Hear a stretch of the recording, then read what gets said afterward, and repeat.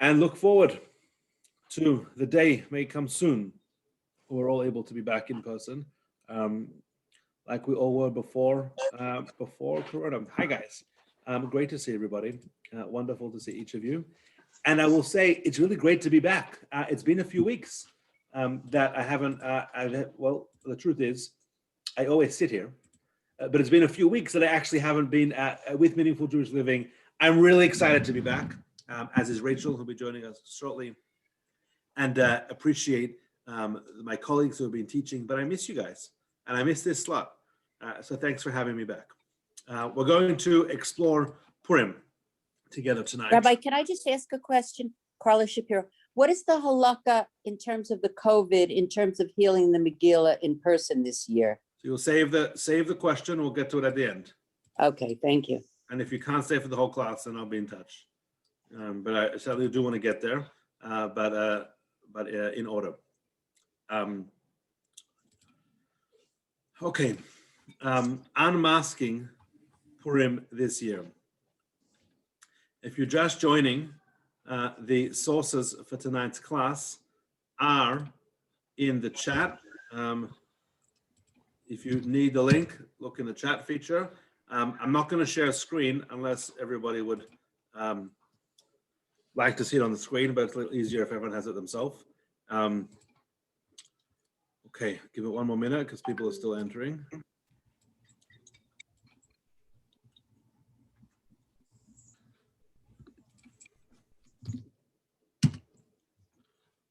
The chat is looking kind of little boring, right? Chat's got all the same stuff. Okay, Purim this year. So Purim is a unique festival, and Purim is a day of intense celebration, including dressing up, wearing masks, having a festive meal with friends, with family, and even becoming inebriated, and we'll talk about what that means. But why we do all these things are ultimately all to express this joyous nature and this happiness that comes when the month of Adar arrives. And we spoke about this at service last week on Shabbat, and on our Thursday night pre-Shabbat inspiration, that the Talmud tells us when the month of Adar arrives, we increase our joy. This year, Purim is going to mark for all of us the last festival when we were able to be together in person. And Purim is that 11-month anniversary of the lockdown and COVID. And it's Purim, but we haven't really taken our masks off since last year. And I've been thinking a lot about the significance of wearing a mask every single day when we leave the house, which we all should be doing, and the wearing of masks on Purim. And that led me to the title of tonight's class, which is Unmasking Purim this year. And I want to just put out there in the corner a tangent, an idea that when we wear masks nowadays, it's to protect others and ourselves. We don't want to give anybody any germs, and we equally don't want to contract any germs from anybody else. And God forbid, nobody wants to get COVID from anybody. So we're wearing the mask to cover and to shield. But the Mask of Purim is very different. The Mask of Purim, as we'll see through tonight's class, is a mask to reflect the hidden side of God. And the whole Purim story, which was ultimately upside down and not meant to be. And although it's the same mask, the reason for the mask is drastically different. If you just joined, welcome. The sources for tonight are in the chat. Click the link and you will arrive at the page. So what we're going to do tonight is we're going to focus on this deep idea of joy, of happiness, and the inner, deeper essence of the festival. We're going to look about what is the secret behind the joy of Purim. Why actually we get dressed up at all on Purim? What's the significance? What is this ideological struggle with Haman or Amalek and this enemy, the connection of Purim and Yom Kippur, if there is one, and let's begin. The miracle of Purim occurred when the Jewish people were undergoing the first of our two major exiles that were foretold by our prophets. And it's imperative that we put Purim into a historical context.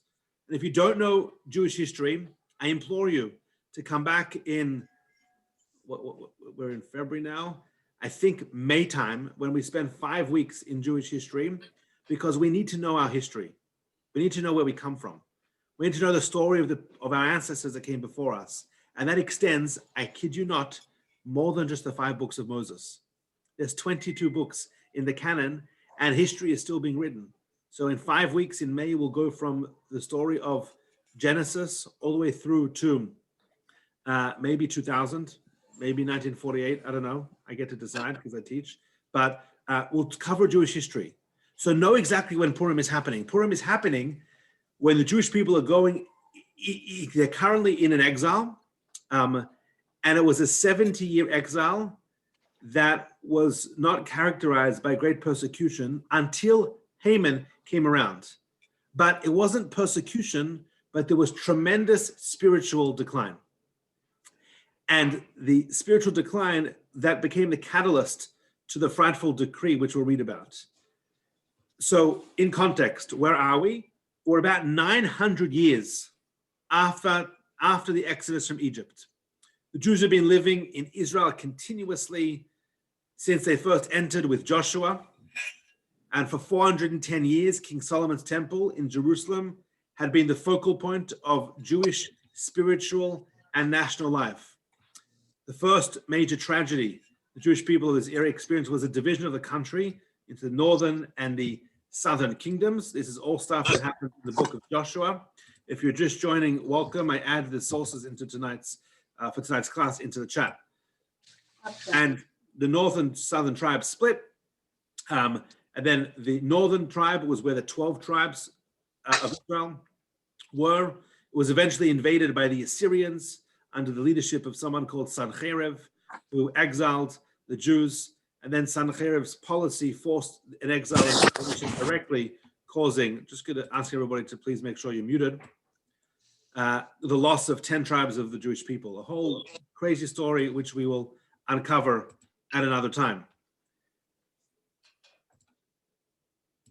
Less than 100 years later, the Jews dealt with another terrible blow. This time, the Babylonians, under Nebuchadnezzar, invaded Israel, destroyed the temple, and exiled almost all of the remaining tribes, Judah, Benjamin, and the priests and Levites, to Babylon.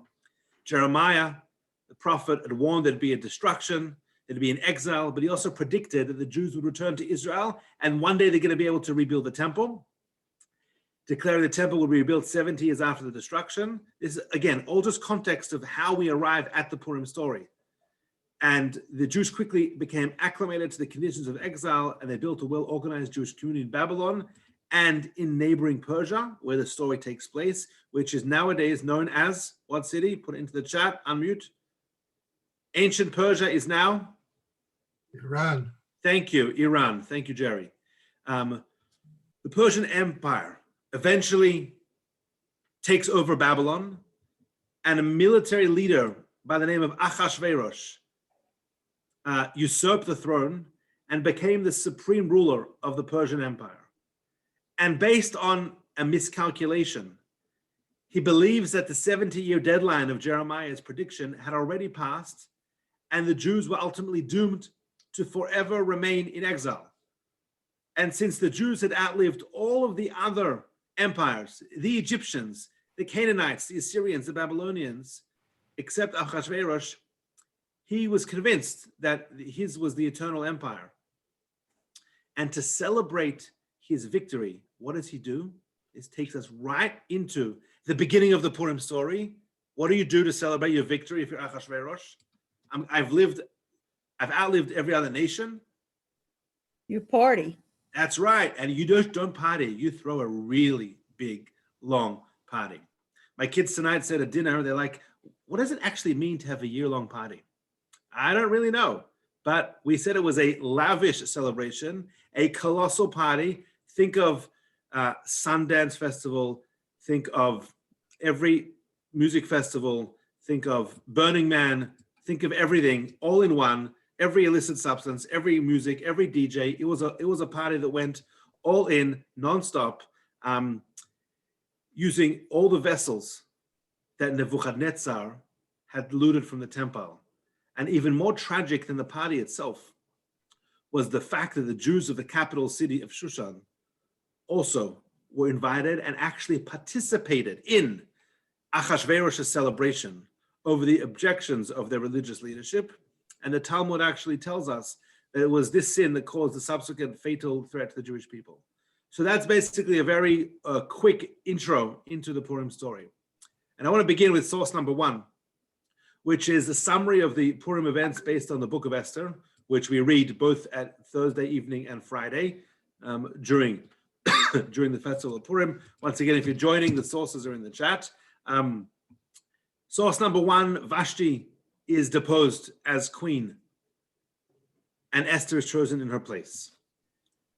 King Ahasuerus of Persia rules the entire civilized world, including 127 provinces from India to Ethiopia. He holds his huge fest for the subjects, the capital city of Shushan. At the feast, Ahasuerus asks Queen Vashti to parade undressed in front of her guests. She refuses, he gets angry, and has her killed. Sounds like a Hollywood film. Against her will, our heroine, Esther, is chosen in a royal beauty contest to be the new queen. She's taken to the palace, but keeps her Jewish identity secret. Eventually, Mordechai overhears two guards planning to assassinate the king. He tells Esther the plot fails. Mordechai's act is recorded in the royal chronicles, yet the king doesn't know anything about it. Enter Haman. Haman had a plan from the outset. We're just giving a brief overview of the Purim story before we go any further. Haman becomes the king's prime minister and says everybody has to bow down, figuratively, literally. You have to worship and bow down in the presence of the king. Mordechai says, I'm not bowing down to the king, and Haman is enraged. He's enraged because of a three-letter word. What's that letter word? It's the root of most evil. Ego. Thank you. Andrea, 2 for 2. Keep it up. Ego. How Mordechai, you're not going to bow down to me? He's enraged. His blood is boiling. And when he further finds out that Mordechai is a Jew, that's it. He can't hack it. He wants to destroy the whole empire. Haman complains to the king, says the Jews keep their own laws. They refuse, source number 2, to do it like everybody else does. And he bribes the king and ultimately has a decree and a plot to kill the Jews. Upon hearing the news, Mordechai fasts, he prays. This is where the Megillah starts to turn a little bit. The tune and the cantillation of when we read the Megillah is so beautifully connected to the themes and the storyline within the text. He informs Esther of the evil plan, urges her to plead with the king for mercy. Esther fears that if she approaches the king without being called, it's going to be problematic. You can't just turn up to the king. She tells Mordechai to have the Jewish people fast and pray for 3 days. Esther receives favorably by the king, thank God, who agrees to join her at a special banquet, at which she asks if he'll come to a second banquet. And the king is unable to sleep, spends the entire time reviewing the royal chronicles, and for the first time becomes aware that actually it was Mordechai who saved his life. Source number 3, bottom of page 1. If you're just joining in the chat, you'll see the sources. The fall of Haman, and this is where the story starts to turn. Haman enters the palace, talks to the king, and things start to unravel for Haman. The great victory of Jews, everybody can read these sources on their own, and then ultimately we're just reviewing the Purim story.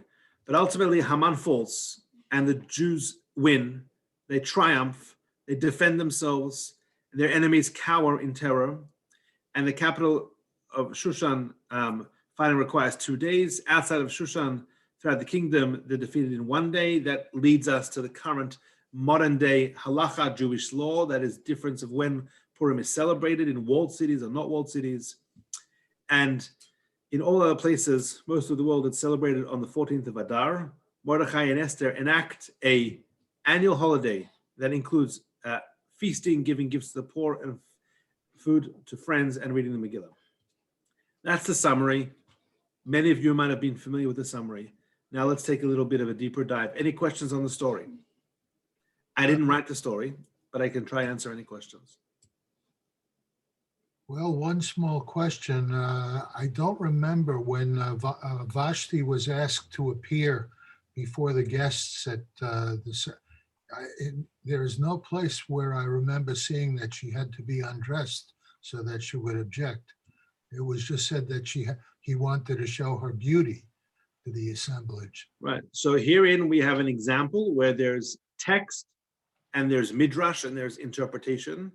We all know the beauty pageant where she had to parade herself, but we can look at the text and we can see some of the commentaries that are written about the text that allude to her being paraded around naked. Andrea. Just one thing about that point. It said that the king had asked her to be brought to him in her crown, like her crown of jewels. And so the interpretation was that that's where at least some commentators get the fact that she was to come naked, because the only words were to be her crown. Yep. Yeah, there are lots of different readings that she only wore the crown and nothing else. But Jerry, it's a good point, and you still have time to brush up, you and everybody else, all of us, on the actual text of the story. What I want to do on the bottom of page 2 is to really look at one of the underlying major themes of the Megillah and ultimately the Purim story, which is the reality that God orchestrated the whole story, but also is taking a back seat. And the Purim story, aka the Purim Megillah, is very well known for the fact that God's name doesn't appear once in the entire book. And it's a rare reality for a book of the canon, a holy book, a scroll, not to mention God's name at all. And I highlighted 5 moments on the bottom of page 2 where different sections that you should look at and you should read, because we need to prepare for Purim, not just by coming tonight, but also some work on our own, where God is present and guiding every single event, but he's not written in the text. And if you think about it through that lens, each of these, chapter 1, chapter 2, 3, and 6, you see exactly what I'm talking about. How Esther is chosen, how Vashti is deposed, the plot to assassinate Achashverosh are all ways that we can see God behind the scenes in the book of Esther, which leads me to my next question. If God's behind the scenes, but we are meant to learn that God's behind the scenes, why do it like that? Why keep God as a secondary element here? And what may appear at first glance as mere set of coincidences is in fact indicative of a guiding hand. What are we meant to learn from the concealment of God? And we know from the God of history, right, that there are many places where God has revealed himself publicly, done miracles for the Jewish people, split the sea, plagues, you name it. What about this experience required God to conceal himself? And what are we to learn from that message? And compound that, how's that ever more relevant for us living in the Upper East Side in 2021? God helps those who help themselves. We're responsible for directing ourselves toward the Tikkun Olam. It's not only God, it's us too. Okay. Thank you. So we have a role here. Anybody else? It could be a fable. It may not be a real story. It's just a fable. So God is not mentioned. Okay, that's an excellent suggestion. It would be difficult to assume that if it was a fable, that it made it so long without anybody discrediting it, right? But that's an interesting idea. Yes, Andrea. What if it's about showing us that we should be looking for God? In other words, even though we don't see God in what's going on in our lives, we should have that faith that God is behind all of it, and look for the signs of God and directions, like that God's not always going to be out front. Literally out front. I like that. It's an excellent idea. So let's look at some sources. Sorry. Go for it. And then someone kindly raised their artificial hand. All I was going to say was that perhaps it was meant to symbolize that we can see God in people and in his creations, not just through mention of him. So God is everywhere. God Yes. encompasses everything. Right. Okay, Michael, that's a beautiful idea. Alex, were you going to say similar? I was going to say the same thing. It sort of assumes that God is in everything and everything is in God. And so you don't need to mention God when God is already there. So if I agreed with you for a second, how would I justify the many mentions of God overtly in all the other places within holy writings? You could argue that he's speaking, for example, there are many places in the Torah where God is talking to Moses. So you're talking about a direct, specific act. Here, you're simply talking about him guiding people. So his mere presence alone should be sufficient. Whereas in other parts, perhaps you could argue that mentioning his name is important. Okay, it's an excellent philosophical debate. I want to point two things out. About 6 years ago, Rachel and I discovered this tea named by Good Earth, and it's orange spice, and it comes with caffeine free and regular. I can't recommend it enough. So that's what I drink all day. This is still with caffeine, and every like Snapple bottles, there's always a quote on the tea bag. And I thought I read all the quotes, but they keep on getting like more creative. So I'm going to read tonight's quote, lest everybody not be able to read it. A negative mind will never give you a positive life. Complete tangent, and I'm sorry for my ADD and just bring that out there, but I'm enjoying my tea, and now you're having the quote. Let's get back to page 3, where we can study some of the sources to try and unearth what Alex, Michael, Jerry, and Andrea have helped guide us on why, in fact, the hand of God was hidden, but what, in fact, we're meant to learn from it. What may appear as a first set as a list of coincidences in the Megillah is ultimately there to be a driving lesson for our life and a deep lesson. Look at the source number 6, Talmud Bavli, the Babylonian Talmud in the Tractate of Chulin. Where is Esther alluded to in the Torah? As it's written, I will surely hide my countenance on that day. The word Esther comes from, or is the same shoresh, the same Hebrew root word as the word Hester, and which gives us a hint and a sign that the very name of the heroine of the story, the leading actress, the leading character in the story, the very name that she has, Esther, means concealment.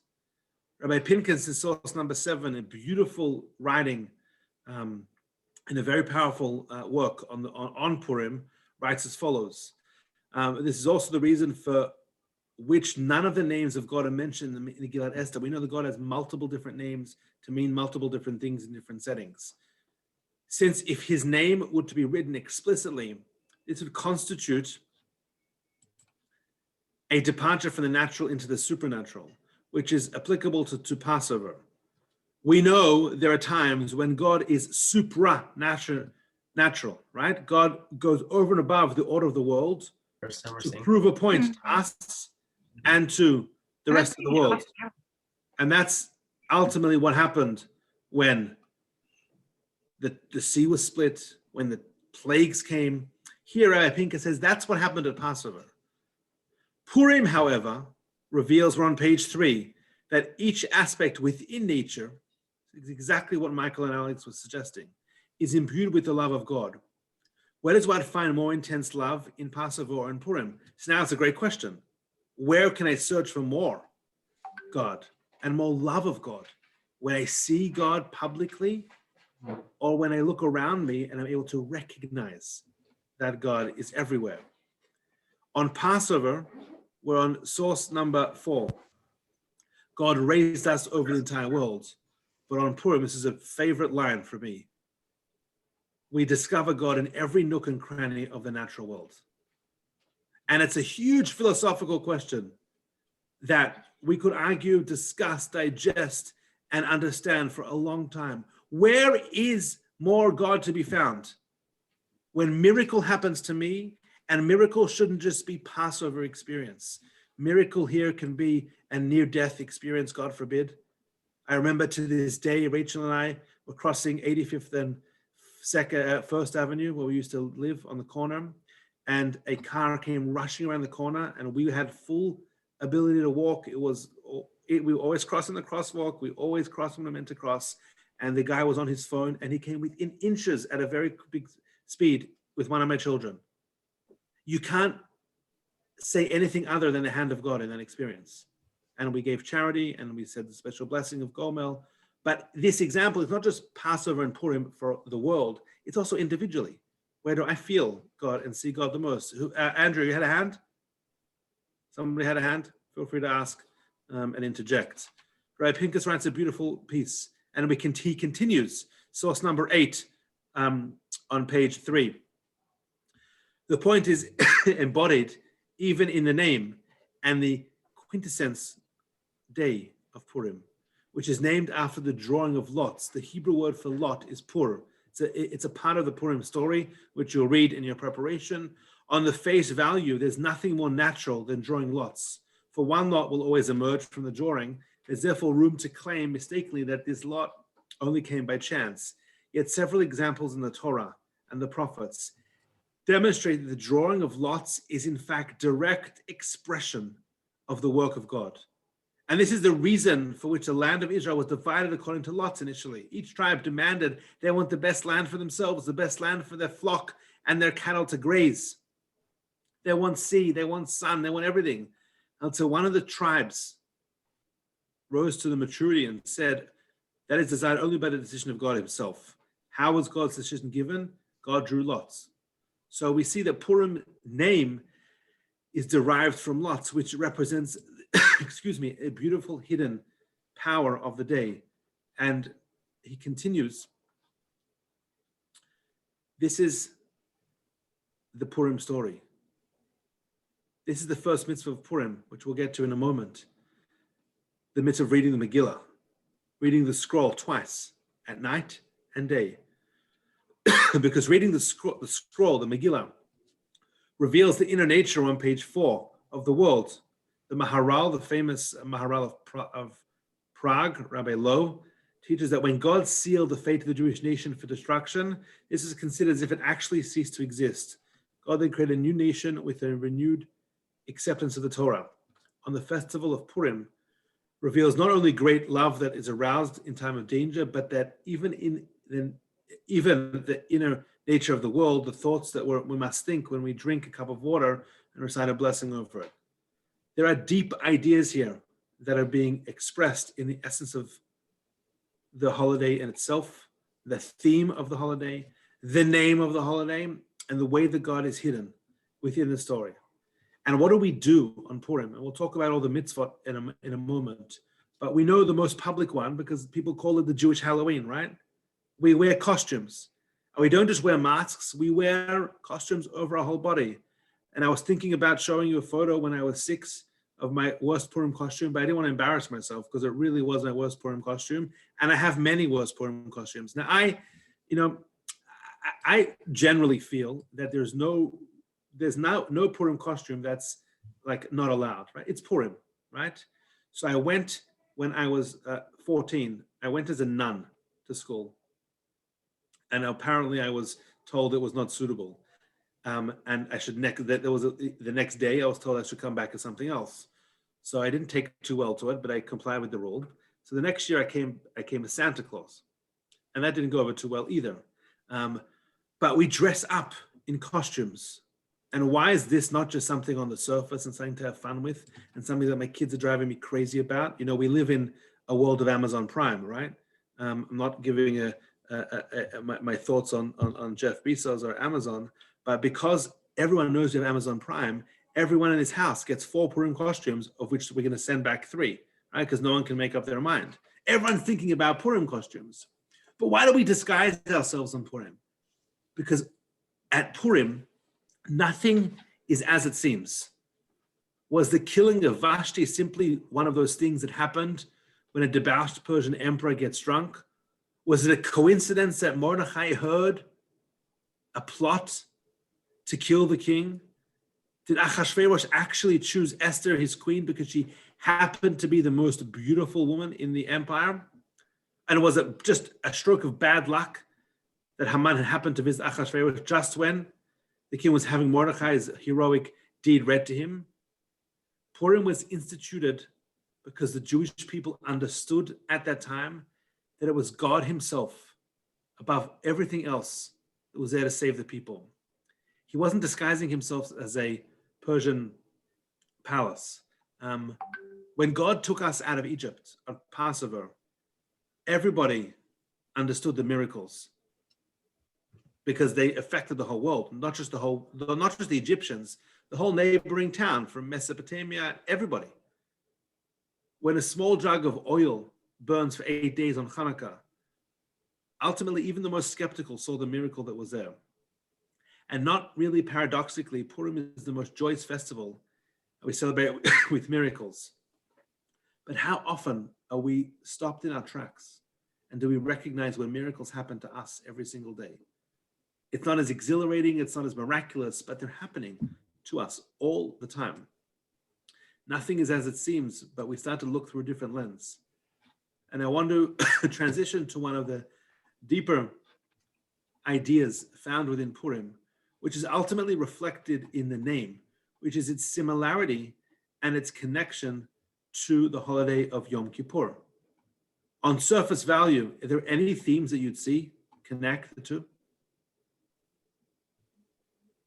Purim, we have a mandate to have a feast, to eat, to drink, to be merry, to make l'chaims.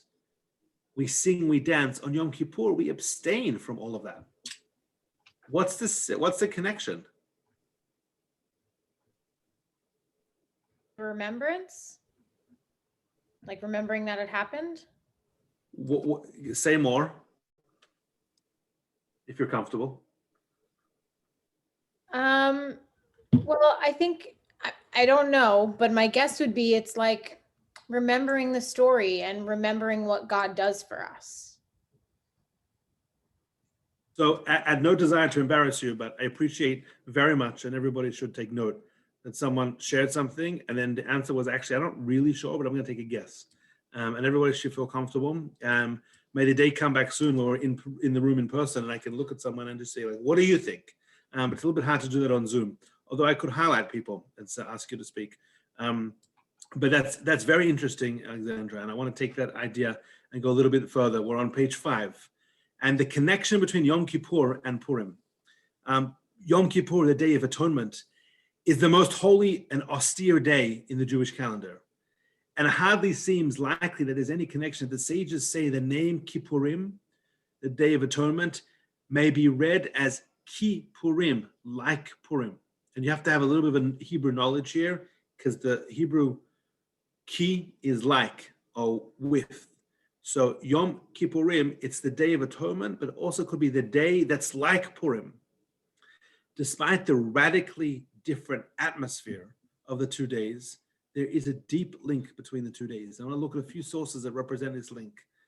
Firstly, there's a strong suggestion and indication, desire, that these are the only 2 eternal festivals, that everything else will be nullified. These are the only everlasting festivals. That's source number 10. And back to Rabbi Pinchas in source number 11.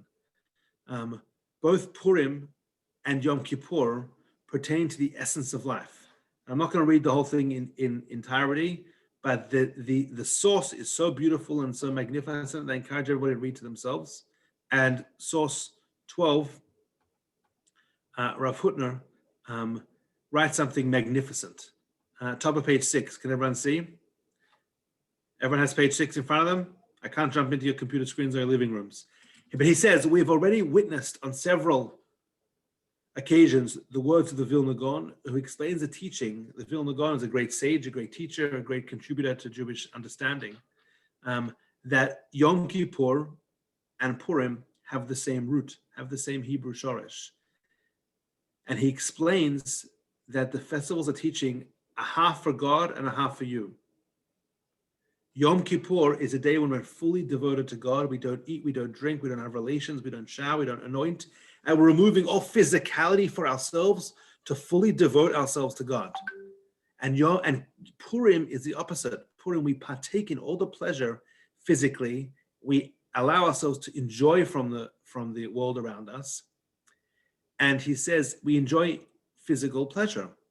And he explains in this sense, Purim and Yom Kippur are two halves of one holiday. It's a powerful idea. The two halves of a whole. Fascinating thought. There are many other ideas to explain this. There's not that much time left tonight, and I want to spend some time going through the how-tos of the holiday. But I want to look at one very powerful, actually, we'll come back to it. So let's look on page 8 in your sources. In all areas of Jewish life and observance, there are, when it comes to the holidays in particular, there is activities for us to do. And these are the mitzvot of Purim. The first thing you should note is the Fast of Esther precedes Purim on the 13th of Adar, and always sometimes in February and March. And the Fast of Esther is part of the Purim story, where Esther told the Jewish people to fast and to prepare and to devote themselves to prayer.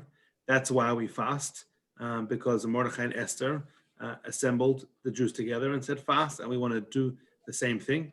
And that's what fasting, why the fasting of Esther happens on Thursday.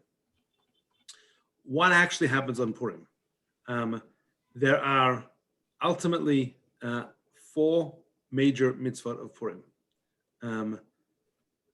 There are other things that we have to do on Purim as well. There are special insertions to the Birkat HaMazon, the grace after meals. There are special insertions to the daily morning service and afternoon service. But there are 4 major mitzvot. Page 8, reading of the scroll of Esther. There's a commandment, a mitzvah, a directive to be festive and to rejoice, to send gifts to friends, mishloach manot, and to give gifts to the poor and to help sustain sustain the needy. Okay.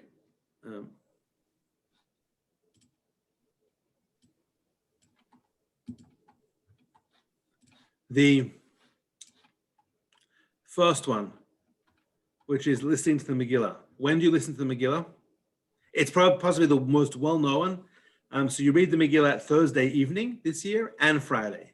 And the question was asked earlier by Carla, how do we listen to the Megillah this year if we're not comfortable, we're not able to come in person? It is ultimately preferable to read the Megillah from a scroll. We don't read it from a book. And where possible, you can hear the Megillah in person. There are certainly many services at KJ. There are services on the Upper East Side that are outdoors.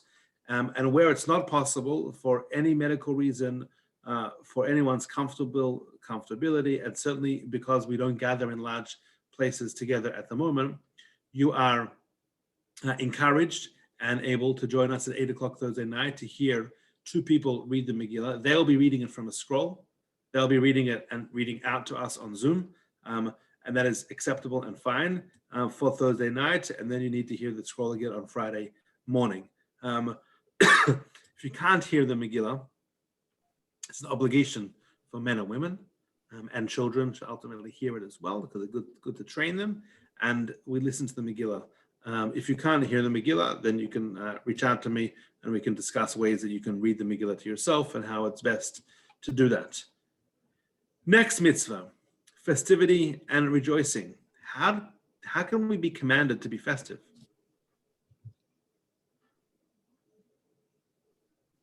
And what do we actually have to do? Everybody has a different festivity switch. Some people don't even know where theirs is. That's a whole other story. But how do you become festive? You dress up? Do you dress up to have fun? No, not all the time. So what are you meant to do? You drink wine. Drink wine. Why wine? I forgot why wine. To make blessings? That was what everyone drank back in the day anyway. I mean, no one was drinking vodka in Persia. No, and certainly no one was drinking tequila. Right.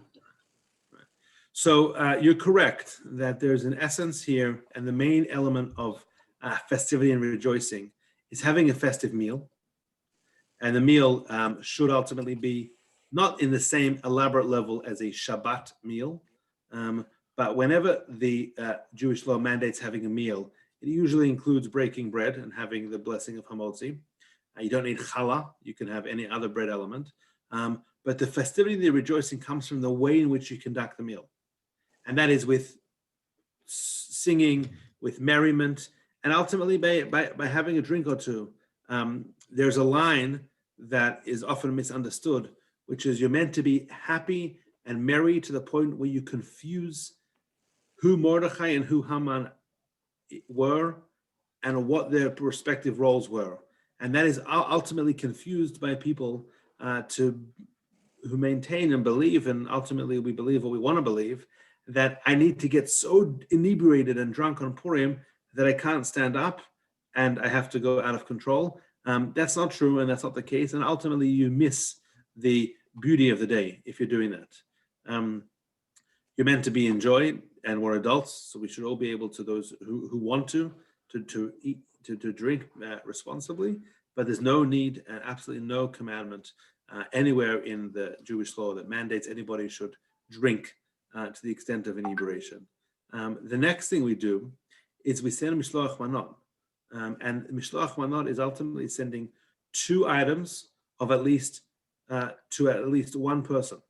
And what constitutes 2 items? So 2 different blessings. So 2 different food items. Could be a baked good and a fruit. And this is one of the most socially distant safe activities you can do, because you can send it to somebody. You don't need to physically give it to them. You don't need to deliver it to them. You can give it to their doorman. You can leave it in their building.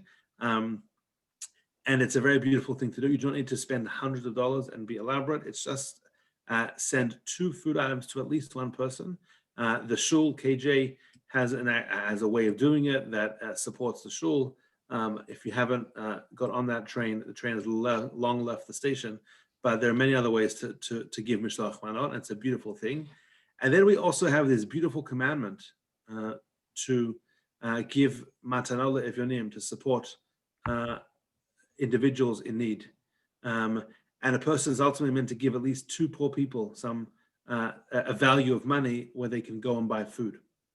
And it's hard to quantify exactly how much the gift should be, but it should be a gift of substance where they can go and buy enough to constitute a decent meal. And we could all spend hours interpreting what that is for each of us differently. Some of us live in ways that other people don't live, but it's ultimately a beautiful mitzvah, because there's no greater joy than gladdening the heart of somebody who's in need and needy people, and a beautiful element of part of this Purim festivity. A lot of people like to support charities in Israel and poor people in Israel, and giving charity and supporting people in need helps us feel responsible for others, and ultimately creates unity. And that's really the reason that we do it on Purim, to help us feel responsible for each other, because on Purim we bound together. through the story of the original story of Esther.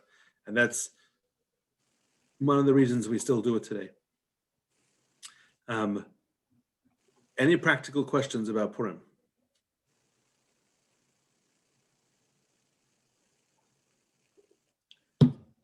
Participating in the remote reading of the Megillah, does that not count as your reading of the Megillah itself?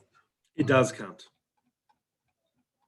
Like many modern inventions and their role and applicability within Jewish law, you'll find a range of opinions if you go searching on the interweb, I think it's called, that thing called the internet, where you can find all list of confusing things.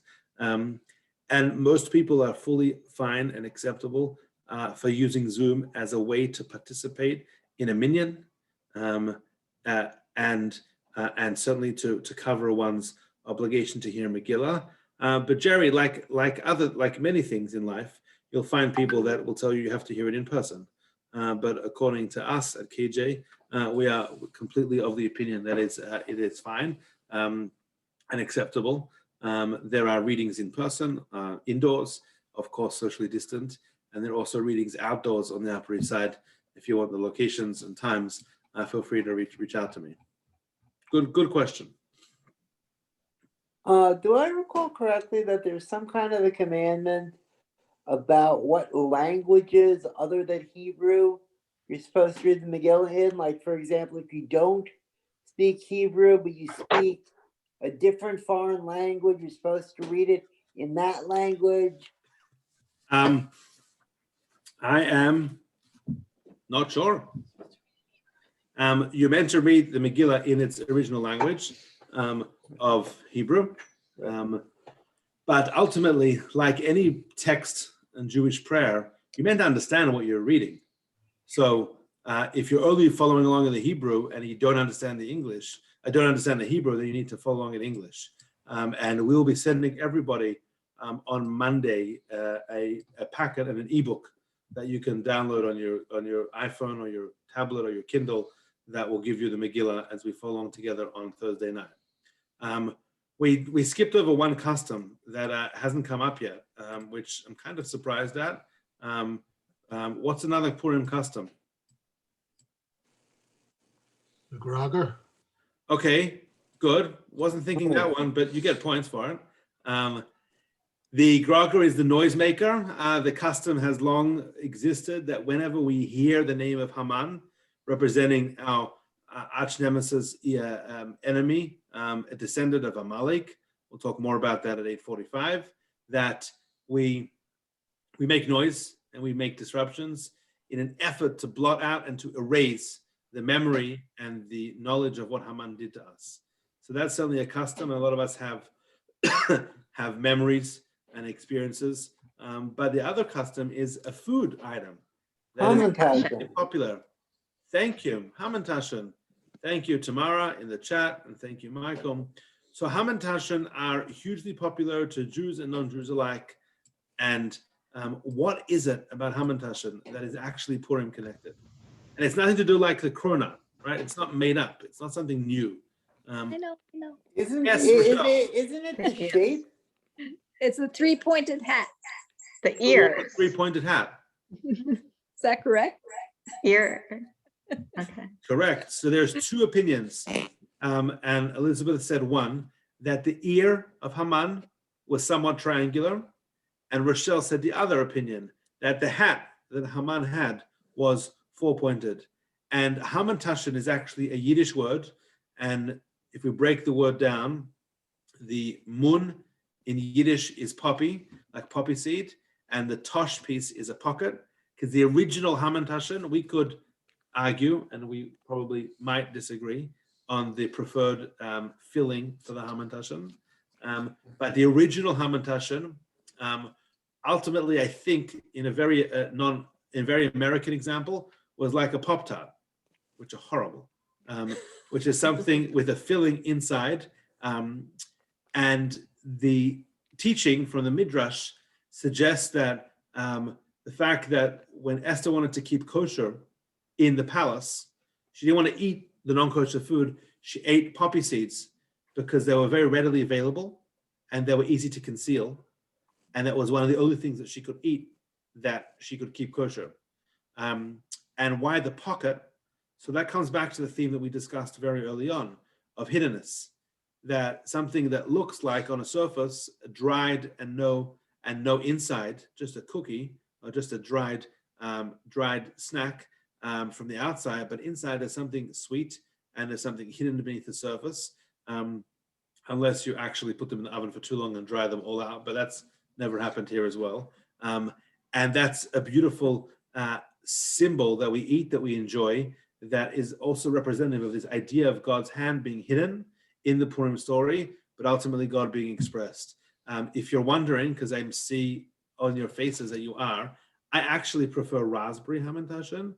I'm not a fan at all of all of these new, millennials who like have taken to savory hamantashens, and like I love feta and ricotta and spinach, but not in my hamantashen. Chocolate hamantashen are okay, but raspberry is a personal favorite. I know everybody was wondering. Any other questions? So I want to close with the last source. If you look on the pages in front of you, source number 7. And this is taken from Rabbi Aaron Lichtenstein of blessed memory, who was a leader in Israeli society. He was the Rosh Yeshiva, the head rabbi, of a very well-known seminary in Israel called Yeshiva Har Etzion. And he used to, like most rabbinical leaders, give an address to the yeshiva, to all the students together before each holiday. And he actually would do this, once a week on the Torah portion. But this is taken from a speech that he delivered in 1984. And it's powerful. And maybe you'll read? Yeah, sure. Yeah. It's also important to note, hi everyone, that Rav Aaron Lichtenstein was also Rav Soloveitchik's son-in-law. So Rav Soloveitchik was, who was known as colloquially the Rav, who was one of the forerunners for sure within the modern Orthodox community, and a person who really forged a lot of growth and a lot of innovation within the realm of Jewish law and practice for the modern Orthodox community. So a tremendous scholar. And Rav Aaron Soloveitchik was, Rav Aaron Lichtenstein was actually his son-in-law. It's kind of just a wonderful to note. And again, as Daniel mentioned, this was taken from 1984. And it is eerie and creepy how you can read this year in and year out, and that voice of relevance and resonance is still as loud and as amplified as ever. And he says as follows: I myself tremble anew each time I read this verse. And this is a verse taken from the book of Esther. And it said, and Mordecai said to reply to Esther, do not imagine that you will escape in the king's palace from among all the Jews. What a biting accusation. Someone who really cares, someone whose consciousness is deeply rooted in the collective experience of Am Yisrael, the Jewish people, someone whose destiny is bound up with that of the nation, disregards any consideration of danger or possible anger on the part of the king. In fact, such a person doesn't even have to disregard these thoughts. They don't even enter her mind. Such considerations arise, whether consciously or subconsciously, out of a perception that everyone else may perish, but I will manage to save my own skin. She's being asked, Esther is being asked a fatal question. Do you care or do you not care? We are all to some degree Esther. Each of us bears a crown on our head. Each of us is the Queen Esther. My creatures are drowning in the sea, a sea of assimilation, a sea of ignorance, a sea of alienation from Knesset Israel, a sea of disconnection from roots. And you, who are capable of moving the carriage out of the mud, you who could lend a hand, you who could uplift the nation, and you who could be inculcating values, you offer song? This is the real question. If you understand the situation, and there is no reason or excuse not to, then you hear the cry that emanates from every part of the country, from every corner of the globe, expressed in the spiritual dangers surrounding us and threatening us on every side. This is the real question we must all ask ourselves when the time comes. When we could have saved, did we? What does Rav Lichtenstein ask us to do? Just like Esther wasn't aware of the tremendous responsibility that she had, but saw a situation unfolding in front of her and rose to the occasion because that's what the task called for. So too he's suggesting when we see things happening around us, when we see friends and connections, and even speaking to the self, we see our connections waning and dangers surrounding us on every side. What are we going to do? And when we could have saved, did we? That's a timely reminder as we stand just a moment before Purim to think about what this means for us, especially this year.